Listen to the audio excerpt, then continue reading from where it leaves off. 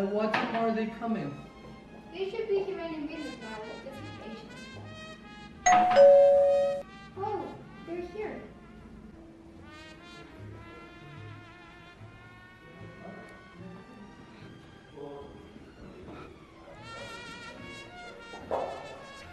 Hey guys, it's been a long time. How have you been?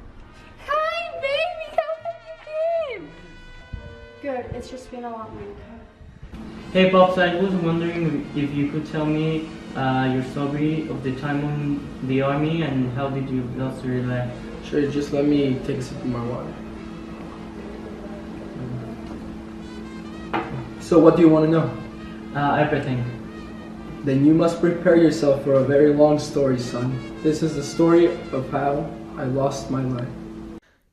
It all started like a normal day. I got up, shaved my beard, and then washed my face. I got dressed to go to job and left the house. There had been news about tensions between the US and the Axis powers for a while now. Everyone was tired of hearing that American ships had been sunk by Germany. While I was walking down to my job, I heard a radio transmission. Congress had officially declared war against Germany, and America was officially in World War I. Inside the White House, President Woodrow Wilson conferred with advisors, then signed the proclamation of war against Germany. When I got to work, I just couldn't stop thinking about the news, and I just kept telling myself I had to do something to help.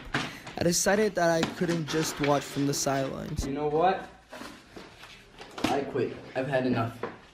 So I quitted my job and headed straight to the recruitment center. Hey, I want to join the army. Yeah, sign up here, please. There, I was put in line and had the test done to me short after. Your results. You're I in. passed and was put in the line for the first ship to sail to Europe. Yeah.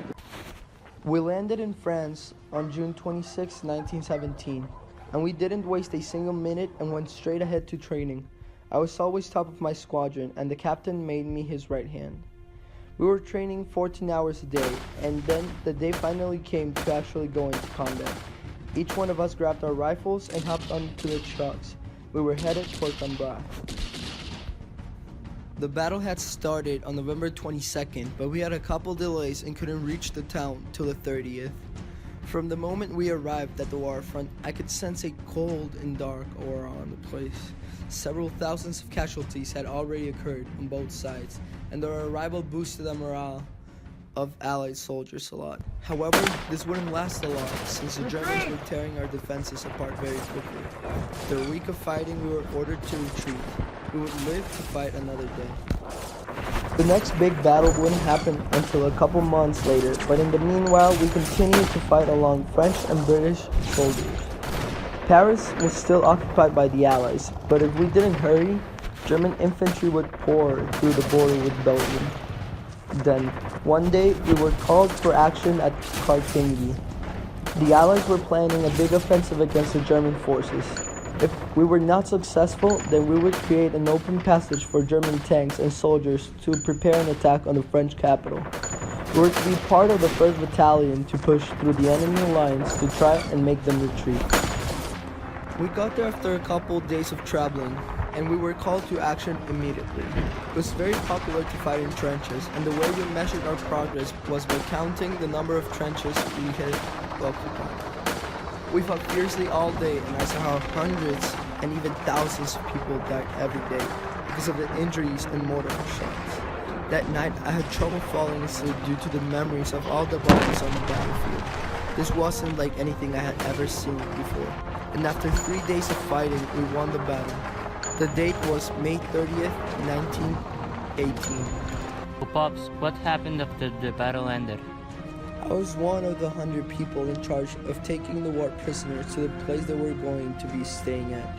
We would later exchange them for American prisoners. After the battle, we learned that we had suffered about 2,000 American casualties, but it had all been worth it since the territory we had taken was the key point to retaking the French country. After months of fighting, we started to become more than just soldiers between us.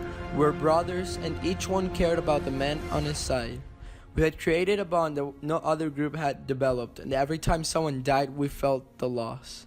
That's one of the things that kept me sane throughout those battles. By the end of July, we were starting to get very tired of fighting. Although we had been making great advances, we had also suffered great casualties. Jerry and Matt were killed by a tank. Nick and Jerry had died of poison gas, and Liam had been sniped out. Little by little, the original battalion had been diminishing in numbers. But then it was time for our biggest and most important task. We were going to be part of the Battle of Amiens. We were to help the French First Army in the first strike against German lines. So did you accept? I've never heard this part of the story, Dad. Why haven't you ever said anything about it? It was a tough task to do, but we all chose to give it our best. We knew that our country needed us, and we owed it to everyone back home. I didn't say anything because this was the battle I lost my leg at. The fight started on August 8th, 1918. We had a very strong offensive that day.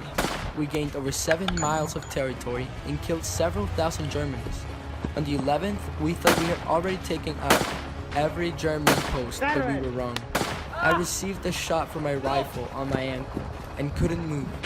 Then the mortars started shooting at us. We heard about a dozen of them go off, but none of them got us. Then it happened.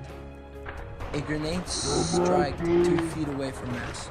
He was killed right away, and his body covered most of the pallets. However, I wasn't completely unhurt. The pallets struck my right leg and obliterated most of it.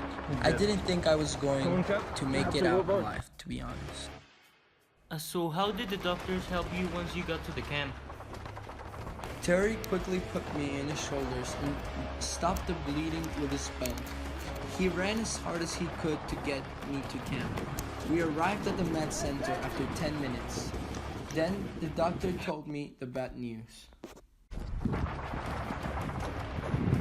Oh my God, this leg doesn't look good.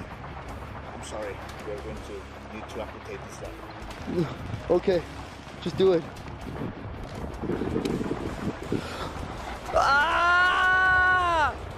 That's the end of the story about my time in the front and how I met the love of my life afterwards. Even though I'm missing a leg because of a battle, I wouldn't trade my experiences for anyone else's.